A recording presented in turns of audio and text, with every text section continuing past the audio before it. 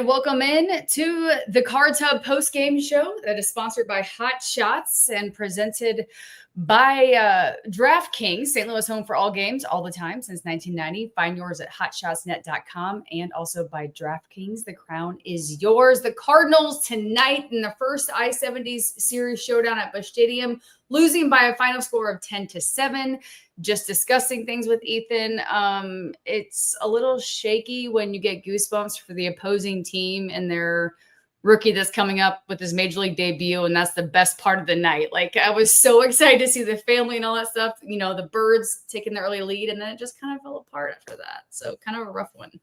Yeah. I mean, Jack Caglione is going to be, everyone expects him to be a very talented player in this league. So understandable. It is cool to have that going on in St. Louis. And, you know, I think we were on perhaps for one of the last games for the Royals series when the Cards were out in Kansas City earlier this season. And it felt like the I-70 series, well, it has been a very boring, not so exciting rivalry for a long time now. And we kind of talked about during that series, it was exciting kind of seeing it have a little bit of action behind it. The Cardinals and Royals played some really good games during that series. And in the sense of, you know, high scoring back and forth baseball, tonight was definitely one of those as well. Unfortunately, the St. Louis Cardinals fans, you now know what it feels like to have played the St. Louis Cardinals in the month of May, because that is exactly what the Kansas City Royals did to St. Louis, is what they did to teams all during the month of May. It's not so fun. I didn't like it. I prefer what they looked like in May. Hopefully we can get back to that, but we're going to talk about all that tonight. There's plenty of action to break down from this one. Right. So what you said right there is kind of key. I felt like there was a lot of discussion today on and off of sports radio talk and things that I was listening to. Typically, the Royals are like the distant cousin, whatever, the second go-to of Missouri, right? So it's always been like the backup plan, I guess, so to speak. But, you know, now they're putting up a fight. They have a lot of young, talented players. They have a lot of prospective talent that's really going to develop this club into a situation. Mike Matheny went over there early, which drew a lot of attention, you know, a couple of years back because it was Cardinals transferring right down the road. What the heck, right? And then now you have a club that's really fighting for some position and talent. And I think it's a good thing. I think it's good to have two teams in Missouri that you kind of have to pay attention to. Absolutely. Two teams in Missouri for now. We'll see what happens down the road. But we know the Cardinals are here to stay. That's for sure. But either way, yes. The Cardinals a break here, right? Like, we're going to be number one. They're going to be number two always. So I'm just going to go ahead and assume. Yes, absolutely. No, it's good to have these two teams back in it. The Royals are fun to watch. I know the offense has been down for them as of late, but they got some exciting guys in there. Bobby Witt, obviously, is, you could argue a top 5 player in all of baseball, top 10 for sure. They've been able to develop that pitching to where it's one of the better rotations in Major League Baseball, and they're only going to get better with a guy hitting, you know, that is as highly regarded as Jack Caglione is. I'd be very surprised if we aren't talking about him here eventually, and the numbers that he is putting up, whether it be this season or an upcoming. He's got a lot of power and a lot of potential, very athletic body, 22 years old, super young. So he's going to be a lot of fun. But, tonight, unfortunately, not going the way of the Cardinals. Some things went right, some things didn't. And I imagine that some Cardinal fans, after now losing 3 out of 4, perhaps are maybe starting to panic a little bit. Just the way that they have these games have looked, understandable to a certain extent. But, plenty to discuss.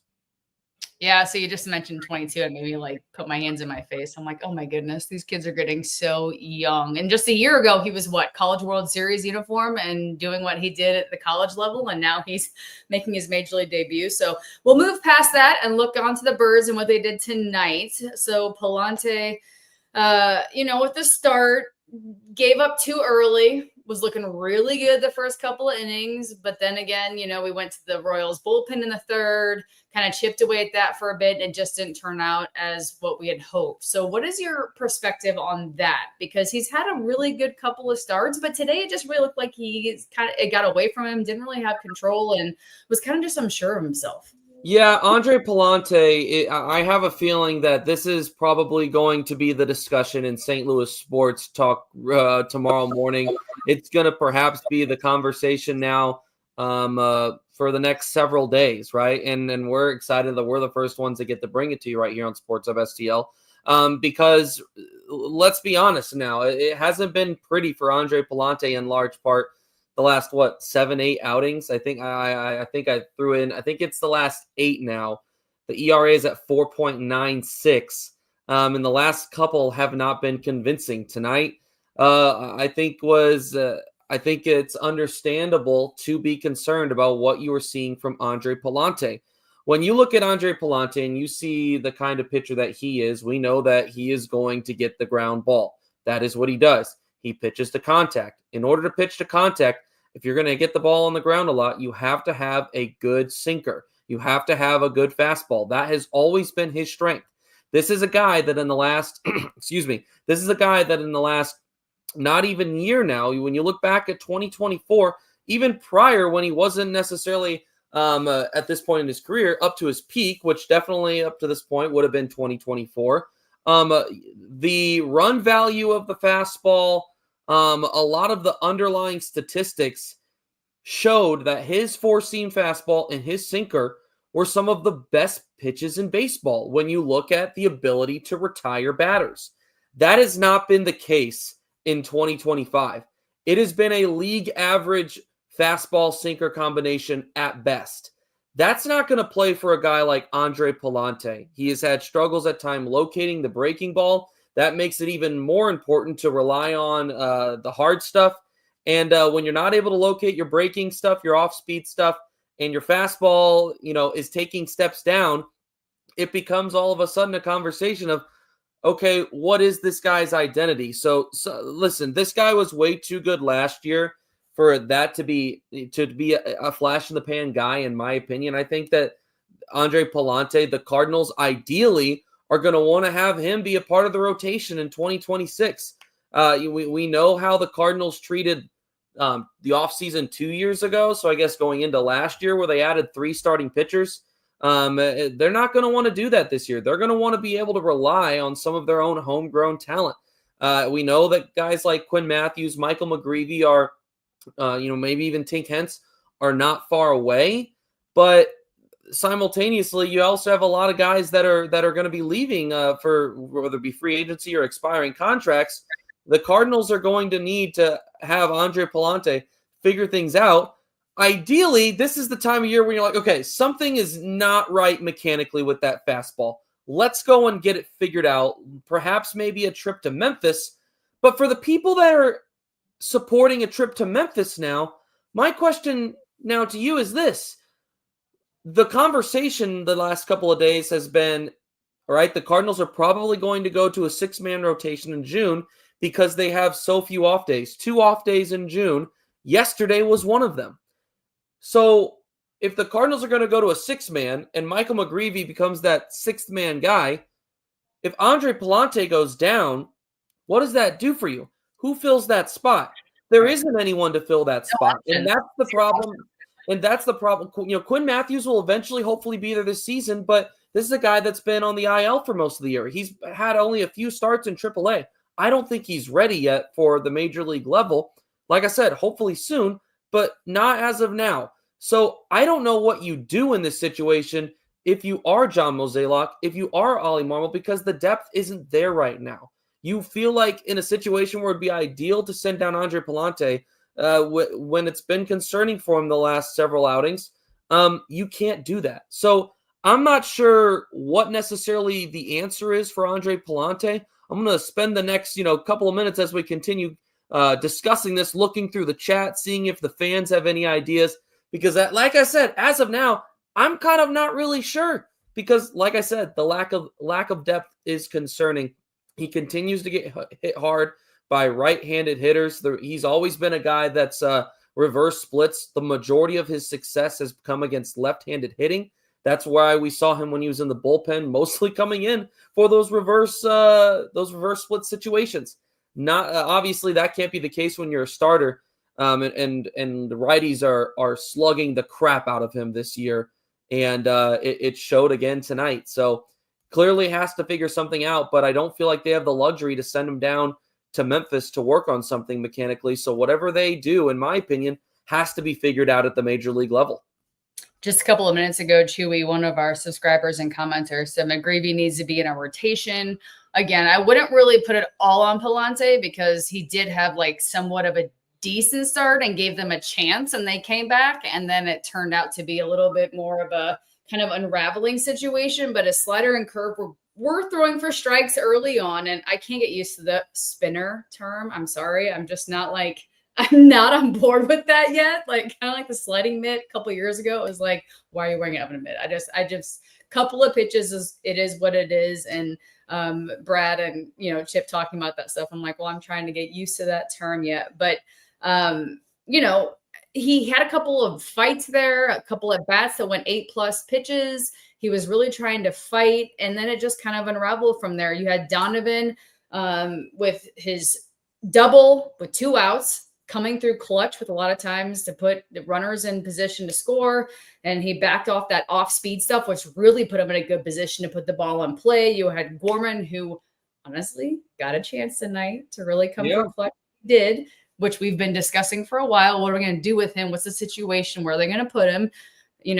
2 runs, but the 2-run shot there. So a lot of positives to take away from this, but I felt like we were discussing a lot of the positives early on in the season, right? So we're discussing the positives, trying to take away from the pitching. And here we are once again talking about the pitching situation. We're putting up runs. The pitching can't back what's going on behind the plate. Yeah, I mean, the offense has been solid all year. There's some underlying things that maybe you can start getting a little bit concerned about. In my opinion, the Andre Pallante is more of a red flag, though, than some of these guys that have been quiet at the plate. But Matt, like, do you really he's kind of, I mean, he's had some decent things, but he comes into relief and gives up quite a few. So I don't want to that's what I wanted to get to here is that, after looking through the chat, I appreciate your guys' your interaction, your comments, your thoughts, because this is great stuff that you guys are putting in here. Austin here saying, I'm usually about positivity, but it's time for Pallante to return to the bullpen. We got, people saying, Chewy, you mentioned Chewy's comment a moment ago, McGreevy needs to be in the rotation. Several people saying that it needs to be Matz, Travis, J. Call, M. Gill, Chewy, all saying Matz. Here's my question. And you just said it a moment ago, Sarah. Steven Matz, I know his last couple of outings haven't been great in the bullpen, but it's 2 outings, so I'm not overreacting about that. He has been so damn good in your bullpen. If you bring him in as a spot starter, guys, then all of a sudden you're losing a really big impact piece for your bullpen right now. Steven Matz has arguably been your most important left-handed pitcher out of the bullpen. I know some of you would say Romero. I would argue that they've been 1A, 1B when you average it out in 2025. Steven Matz has been really important. If you bring him in for a spot start, then all of a sudden he is unavailable to your bullpen for probably at least 3 days, but more likely 4 days at least. So you have to hold a plug, right? Yeah, exactly. You are plugging. Yeah, there's an issue somewhere else now. In the Cardinals bullpen, right? We know how much they struggled early in the season. Steven Matz, I think, when they were doing that 6-man early in the year, he got some opportunities in the bullpen, but they clearly needed him in the bullpen early in the season. And I think that one of the big reasons that they've been better in the bullpen is because he's been consistently coming out of or having relief appearances. I don't think it's wisdom for Steven Matz to be that guy. Maybe some of you say that they just switch spots. I mean, maybe, because I get it. Like, Pallante is the reverse splits guy that we just said, but this is a guy that clearly needs to be figuring things out mechanically. I don't know if just saying, okay, we're going to put him in the bullpen, he can figure things out there, is necessarily the best answer. This is a guy that in my opinion, needs to be starting games to figure out how to have solutions as a starter. Maybe some of you would disagree, but listen, I don't know if it's as simple as Matt should be the one starting because of how impactful he has been for the bullpen this season. I don't know if that makes sense to me. So all of a sudden, like I said, it's back to that same issue of there is a concern here, because if you pull from one area, then you have an issue somewhere else. I think we can all agree that Michael McGreevy, it's time to bring him up into this rotation. That's going to happen in June. I saw a tweet earlier from John Denton saying that he got pulled after 4 1/3 today. I think he had only thrown 75 pitches. Mentioned that potentially going to be starting on Sunday against the Dodgers. Now, Ollie Marmol hasn't officially announced that, said that that's going to be discussed and announced pretty soon here, but hasn't been official yet. So for all the people saying McGreevy needs to be up, it sounds like that's going to happen. But regardless, if the Cardinals want to continue to play it safe, roll with a 6-man rotation, which I think is smart because of how few off days they have. That's been one of their biggest advantages that they've had in 2025 compared to other teams. They've been able to stay healthy when most teams in baseball haven't been able to. That's a huge reason for the success of the starting pitching. They're not going to have those off days, that same number of rest days that they have had in the first couple or in most of May. That's not going to happen. So you have to figure out what exactly you're going to do with that 6th spot. I don't think there's anywhere to put Andre Pallante. I know I've said that a couple of times, but I think we've made that clear. I think there's a couple of other things to discuss, but we'll get to it. The Steven Matz, I know a couple of bad outings out of the bullpen. I think that Kyle. Curious, Ethan. So we're talking about all these moves, and I don't want to be devil's advocate and just hit home with pitching, but yeah. So you make these moves, and what if they're not successful? You've got one, 2 options in AAA to come up, and maybe it works, maybe it doesn't. What if it falls apart? Then, what are you going to do? I mean, you only have a couple of moves, really. I mean, to make. Oh, yeah. I mean, are you referring to if you know? Yeah, if Greavy comes up and fails, which I hope he doesn't, clearly, but I just mean being devil's advocate. You have him come up. Then what are you going to do? I mean, you don't really have many options as far as a solid promise for how they're going to perform in the next level. So you have to rotate again. So at that point, is that when Matz makes the moves to the start? I mean, you're looking at All-Star break, July, which at the early of the season, we were talking about, the Cardinals not even being where they are right now. So I guess everything's a benefit, but I just mean there's a lot of options here that we really don't have a solid answer for a lot of stuff. And typically the Cardinals have an answer for everything, right? They always have 1, 2, 3 loaded. Here's this guy that's done this. Here's this guy that's done this. Here's this guy. And they're loaded typically in an organization. And that's been the success of what this organization has had. Their farm system has been so great. And we're not really looking at, I don't feel like this season, last season, maybe the next season, the exact same reputation that we've had. Oh, 100%. That's why they came out and they brought in Chaim Bloom to be the guy to revamp the minor league system. That is allegedly why ownership pulled back money from the team on the field right now and put it into minor league development, because that was the strength of the St. Louis Cardinals for so many years. They have gotten away from that. They wanted to get back to that. They know that they cannot compete with the Los Angeles Dodgers, the Philadelphia Phillies, the San Diego Padres when it comes to the money that they are putting on the field. So they have to be able to develop those guys. If not, they're going to be in trouble. We've seen the Cardinals spend more and more money every season pretty consistently prior to, this year for the past, 8-10 years? And they've continued in large part to get worse and worse. So they have to figure that out. And they are, I believe that they are in the process of that. I don't know if I would say they're fully there yet. But hopefully Chaim Bloom can continue to steer things in the right direction.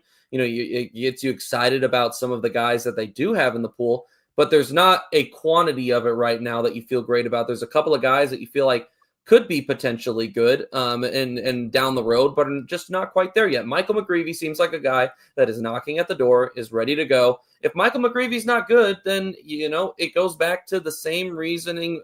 You go back to the same mindset that you had at the beginning of 2025, which still hasn't changed. This is a year to figure out these young guys and get them opportunities. At worst, despite how good they were in May, if the Cardinals go back to being a team that wins 83 games, then so be it. You still have to figure out what some of these guys are. Now, would that be disappointing based off of what we saw in May? Sure, but this is still a young team. They're learning what it looks like to play a full 162 at the major league level. This game is all about adjusting. It's all about, getting the upper hand on your opponent. And, perfect example is Nolan Gorman and Jordan Walker. two guys that had ample success in their rookie seasons in the majors. The league adjusted to them, and they're trying to figure out how to adjust back. That is what a lot of this, another example is Mason Wynn, but he's been a guy that's been able to make those adjustments following the adjustments made by the league much better than some of these other guys have been. That's what baseball is. And there's so many young guys on this team that's what this season's going to have to be. There's going to be highs. There's going to be lows. And some of these guys are going through lows right now. So, it can it be frustrating at times? Sure. Could June end up being really interesting with the limited amount of off days and how much this team's going to be pushed? Absolutely, especially if the bullpen continues to have their issues. We mentioned Steven Matz. Kyle Leahy has struggled in the last several outings. Now, obviously, Kyle Leahy was lights out dominant for the first, 5-6 weeks of the season. Last 6 outings haven't been very good. The strikeout numbers have dipped. The ERA, I think, in the last 6 outings is over 10 runs. I think in his last, I think it's 6 outings. It's 4 2/3 innings pitched and 6 earned runs and 11 hits. So those numbers aren't great. So if the bullpen struggles like they have the last couple of games, I'm not super concerned about the rotation excluding Pallante. So I think they'll be okay there, at least for now. But if the bullpen continues to have those struggles, then things could get a little bit interesting here, Sarah. Yeah. And I wasn't trying to knock the situation. I mean, it just is what it is. The organization, like you said, has been known in the past to have a lot of depth, right? So they can go back 3, 4, whatever deep. And that's just not the situation right now. So that's why they brought in someone new, but everyone's used to something not working. And we have a fix it, right? We have a Band-Aid right away. We have someone to put in, make it better, heal, and move on. And that just hasn't been the case to plug and play. So quite a few people, subscribers and fans and comments, Nick Jensen talking about that there's some Mets that, he hasn't been proven. They're talking about pitching, and you talk about nobody's saying John Shank at 10:17 tonight said nobody's saying McGreevy is going to be a Cy Young. And we're not saying that either. He just might be an option, right? We're not saying he's going to go out and win a Cy Young and just lights out, just change the Cardinals organization. But having him up could be the runway, like you said, to develop and be a better for next year. And that's going to happen. So I understand why people wanted to see him up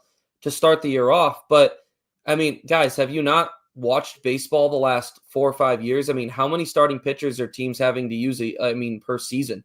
10, 11, 14? The Cardinals, if the Cardinals wouldn't have had him up, then there's no option to send down a Miles Michaelis. There's an option to DFA him, but you need the depth. And because the Cardinals didn't have it at the minor league level, guys, it's the beginning of June, and we're talking about Michael McGreevy potentially becoming a consistent part of this rotation this week. He's still going to get plenty of time for runway. So that opportunity is still going to come for him. I'm not saying that John was saying he was upset, but I know some fans have been upset about that. I understand that. But all of a sudden you have a situation like this with Pallante. I mean, Pallante's struggling. Imagine if they wouldn't have kept the Miles Michaelis, if they would have let him go, or an Eric Fetty in the offseason. Right. You think it's potentially a dire situation right now. Oh my God, it would have been so much worse if they wouldn't have kept the guys that they kept. So I think that's important to keep in mind in these situations. The young guys are going to get their opportunities, but making sure you're not putting them in a situation to where they have to be the ones to be relied on in a season where you're super down to a low number of guys. That's what you don't want. This way, these guys can come up, and if Michael McGreevy is struggling, he can go back down. If ideally Andre Pallante, if he's struggling, he could go down. Maybe this isn't the month for it. But the Cardinals are set up to where they can be careful with these guys and make sure that they're doing it the right way, which I don't think is a bad thing. You know what I want to talk about though? I want to talk about the lineup and what they did do well tonight, because I think that there was some good things that we saw during this one tonight for that starting lineup that had been struggling, and some of these guys have been cooling off a little bit. You mentioned Nolan Gorman, Sarah. Boy, was it good to see him connect with one there. He desperately needed that. Alec Burleson continues to swing a hot bat, up to 291 on the season. He is just on a tear right now. So there are some good things that we saw tonight. 12 hits. Most of the time, the Cardinals are going to win when they have 12 hits and 7 runs. This was one of the outliers, hopefully, where it just wasn't the case. Right. And a lot of these players, like you mentioned, are kind of starting to creep up. No one hitting under 230, 220 right now, which is a good thing. So we were seeing things early on like 180, 150. I mean, we weren't getting pitching and weren't getting production at the plate. So it's a good thing to see this start to climb a bit. But tonight, a lot of positives, like you said, at the plate. So that's a good thing. Gorman, Burleson, Donovan, just really coming through in clutch times. And Victor Scott, out trying to rob major league debut. I mean, just sprinting, like just a lot of effort, right? Like they've always come through with effort. They've been titled the comeback cards and all these things. They're never giving up, but you could see it. A lot of just diving plays, just amazing effort tonight. And I think that's what made a bit of a difference, because you would have seen probably a 2 or 3 run difference, right? If those plays weren't made. I mean, especially the balls that were hit to the wall in dead center. Yeah, I mean, you look at a guy, Victor Scott, you mentioned him, made that great play. I know there was some sloppy moments defensively tonight as well, but he made the great play on Caglione early in the game. Back to Nolan Gorman. I know this is a guy that people are frustrated with, and it's like, okay, some people are saying send him down. Some people are saying like they're done with the runway experience for him. Let me just remind people and hopefully try to slow people down a little bit through some of this. I think that Nolan Gorman is actually doing some things pretty well compared to past seasons this year. It's limited playing time right now for him, which makes it really tough to get into a rhythm, into a routine. But the biggest issue with him has always been his plate discipline. His strikeout numbers have always been way too high. This year, his chase rate, his whiff rate have both gone down significantly. He was in the lowest percentile, the first percentile in whiff rate in 2024. He has jumped up to the 23rd percentile. Still not great, but you hope that like those kinds of practices are the things that are going to make a player better. His barrel rate has dropped significantly. He was in the top 2% of baseball last year. He's in the 39th percentile of baseball this year. The walk rate has also improved significantly from the first percentile to the 83rd percentile. So the plate discipline is improving. That he's building good habits. Let's hope that the bat, the pop that we know Nolan Gorman for, let's hope that gets there eventually. Hopefully tonight was a good example of that tonight. He also drew a walk tonight. Obviously, it's hard to do that when you aren't getting consistent playing time. Jordan Walker's on the IL for the next, 8 games, 9 games. So hopefully Nolan Gorman sees some at-bats during that and can start to get into a routine and make himself an advocate for the playing time that he wants. Because up to this point, everyone's hitting. Where are you supposed to play him? So let's hope he starts to give Ollie Marmol reason to play him. Then that's not a knock against him. It's more so how everyone else around him has been doing that. But I think there's some optimistic things to keep an eye on regarding Nolan Gorman. I'm not saying it's been pretty this year. I'm just saying, let's hope that those turn into on-field results.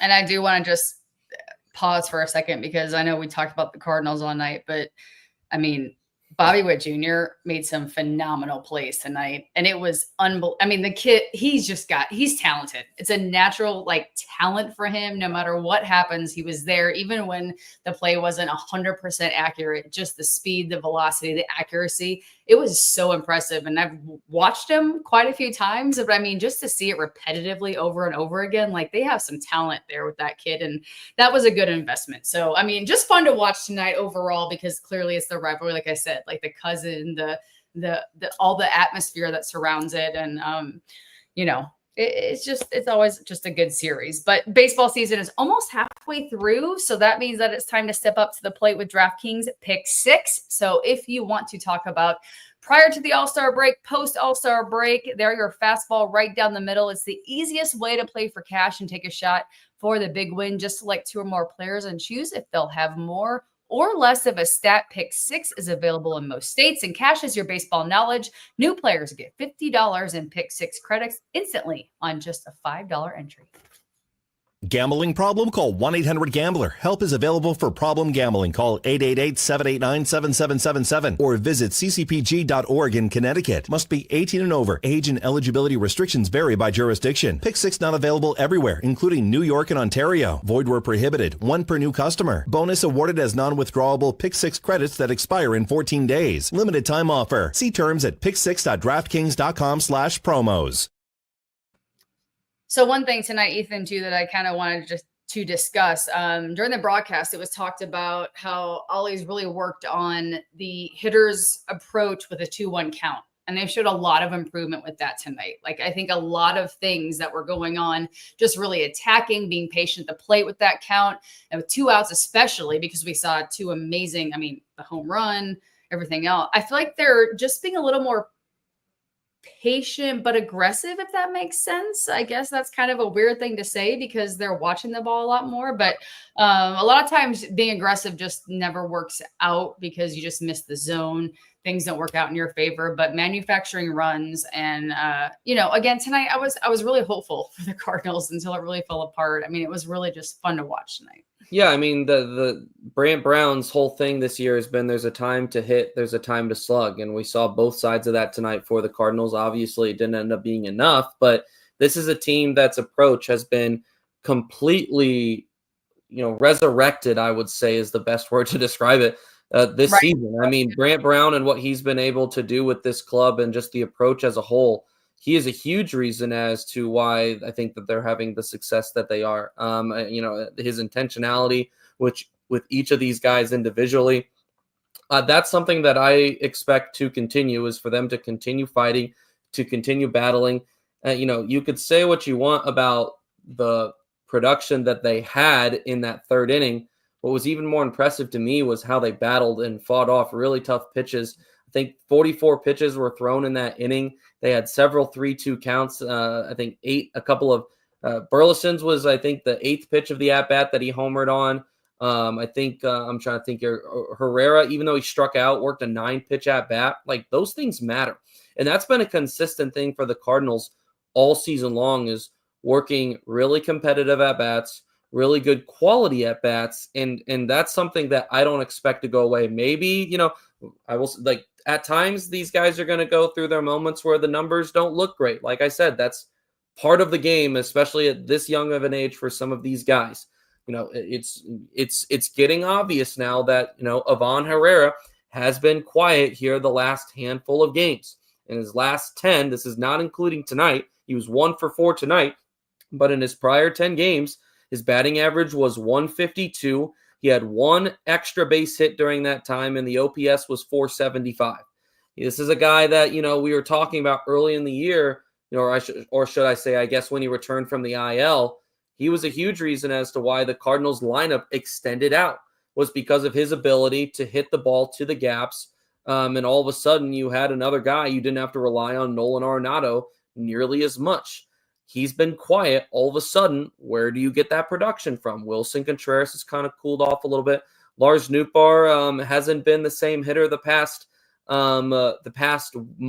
I'm trying to go through the different guys in my mind. Victor Scott has cooled off immensely.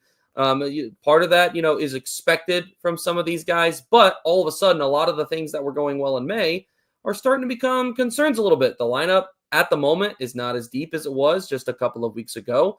The production hasn't been nearly as strong.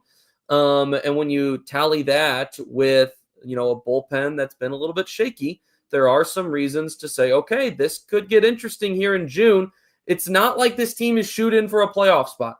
Right. It's not. With how good the Cubs are, they are already through the toughest part of their schedule. They went through their gauntlet in April, and they survived it, and now they have I think the 6th easiest remaining schedule in baseball the rest of the way out or something like that. May was a cakewalk for them. So they're going to be tough to catch. I know I'm the one that's always saying it's too early to be talking about the standings. I say all that to say, I'm way more focused on the product that's in-house and making sure we're getting these guys right. If we make the playoffs, great. If we don't, then hopefully you've set yourself up well for 2026. Like I said, a couple of guys I'm concerned about. But also a couple of positive signs from tonight. The biggest one being Nolan Gorman, I think.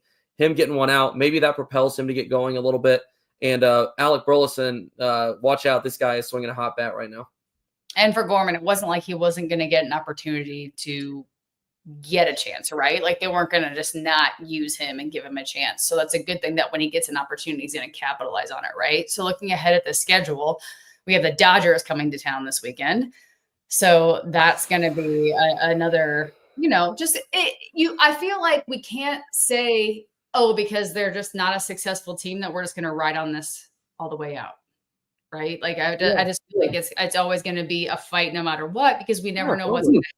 So just to wrap this up tonight, like looking forward, what are your thoughts on the Cardinals and what they're going to do in the next couple of games and moving forward? I think 19 of the next 23, like what's the situation? I didn't look too far ahead as far as the schedule, as far as home and away, but I think they're home. Today, it is going to be a tough June. One off day. The next off day is June 16th. After that, the next one is July 3rd. So it's gonna be a long stretch for this team. And they have some good competition in the mix there. Kansas City, obviously, we know where they're at right now. That's a competitive team. The Dodgers are obviously the Dodgers. Milwaukee is playing red hot baseball right now. You got 4 against them on the road. The Cubs later in the month, the Guardians are playing good baseball right now. It's going to be a tough June. And things could, if the Cardinals are walking away from June with a 500 record, I am breathing a sigh of relief, because you're still in a spot where you're, 7 games, 8 games, whatever they are right now, above 500. And hopefully you can move past that and build into a July that has some very winnable games in it. It's gonna, but like I said, it could also potentially unravel, and you could be back around the 500 mark quickly if some of these areas don't start to improve. The offense, like I said, there's a lot of young guys. They're going to ride their waves. It's going to be a roller coaster. We're going to find out what this team is in 2025 and really, where they kind of compare after, at that point, what will be 3 full months of baseball. If the lineup can stretch out a little bit, if Andre Pallante can figure it out, if the rotation can continue to be strong, let's hope that this team can, remain competitive, stay in the mix here. Seeing a comment come across here from Aaron Dodson saying, so Ethan is happy with 500. Obviously, the goal is to win a World Series. I think it's just also fair to be realistic of what the expectations for this team are. This team had a very good May. I think that shows what this team can be. But just because this team had a good May doesn't mean that that's what this team all of a sudden is. We're going to continue to find things out about this team. And it's not like there weren't things in May where you were like, oh, you're set on this being the way it is the rest of the year. The lineup's going to be 1 through 7 deep all season long. The rotation's going to be 1 through 5 deep all season long. That's just not the case. So I don't think it would be that I'm necessarily happy with 500. I think I'm realistic of the original expectations for this team and recognize that, it's not the craziest thing in the world to say, like, okay, like this team could still like end up being like an 83, 84 win team by year's end, just because of what we're looking at here. So fans got to stay patient. This is in the grand scheme of things. This is a 4-game stretch where the Cardinals haven't looked good. Prior to this, they'd won 19 of their last 27. It's pretty damn good baseball, right? So I mean, for goodness sake, the Dodgers just went through a stretch of 15 games where I think they won 7 of them. So I mean, like, teams go through this. So like, let's hope that the Cardinals are able to figure it out. The lineup's able to make those adjustments, and that the Cardinals are going to be able to remain in the mix here. And hopefully we are talking about postseason baseball down the stretch here. The Cardinals did do a good job. The last thing I'll say, they got to the pitching tonight for Kansas City. They set themselves up well for the next 2 games. 6 pitchers threw for the Royals tonight. So hopefully that hamstrings them a little bit these next couple of games. You can find a way to still win a series against a team that has some good pitching. Yeah, they went to the pen pretty early, 3 innings, I think. But again, the All-Star break is usually that turning point where they pivot and make some major adjustments. So hopefully, if that's the case for the Cardinals and they have to do so, that is what happens to continue on the winning streak. But that is Ethan Hannaford. I'm Sara Dayley, just along for the ride because he's the expert. But I enjoyed everyone being with us tonight. You're great. Enjoyed the conversation. Please subscribe and like and hang out with us more because we'd love to have you right here on Sports Hub STL. The Cardinals fall to the Royals by a final score of 10-7, unfortunately, but they'll be right back at it tomorrow. Of course, we have programming once again first thing in the morning, so join us right here on our YouTube channel, and we'd love to hear from you. So subscribe, like, and comment. We'll enjoy the conversation. Have a good evening.